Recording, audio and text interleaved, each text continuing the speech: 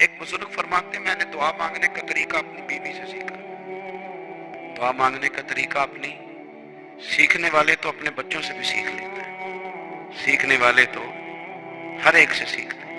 وہ کہتے ہیں میں نے دعا مانگنے کا سلیقہ اپنی بیوی سے سیکھا ہے۔ حضرت وہ کس طرح؟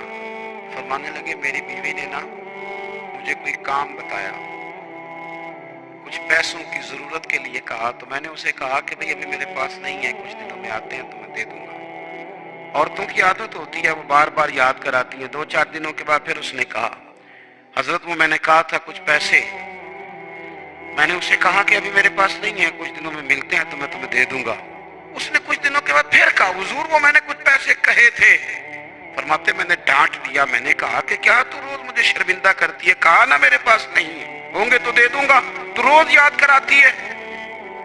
فرماتے اس نے پہلے تو میری ڈانٹ کو سہا، پھر میرے سخت جملوں نے اس کی آنکھوں میں آنسو پیدا کر دیے، پھر اس نے اپنے آنچل میں اپنے اس دکھ کو سمیٹا، اور پھر اس نے ایک جملہ کہا تو میں رو پڑا، اور مجھے اپنے رب سے مانگنے کا طریقہ آ گیا۔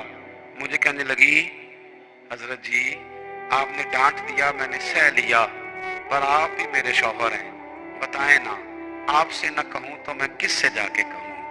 فرماتے ہیں میں رو پڑا، اور میں کھل کے رویا، اور میں تڑپ کے رویا، اور پھر میری سسکیاں بند گئیں۔ تو مجھے کہنے لگی آپ کو کیا ہوا؟ میں نے کہا مجھے بھی دعا مانگنی آ گئی ہے، جب میں اسے کہوں گا نا اللہ تو ہی میرا رب ہے، میں تجھ سے نہ کہوں تو میں کس سے جا کے کہوں؟ میں کیوں کسی بندے سے سوال کروں؟ میں کیوں کسی دنیا دار سے کہوں؟ میں تیرے بندوں کا نیک بندوں کا وسیلہ لے کے، تیرے محبوب کی غلامی لے کے تیری بارگاہ میں آیا، تجھ سے نہ مانگوں تو کس سے مانگوں؟ سمجھ آ گئی ہے جب میں اس رنگ میں مانگوں گا تو تیرا رب میرے اوپر بڑا ہی فضل فرمائے گا۔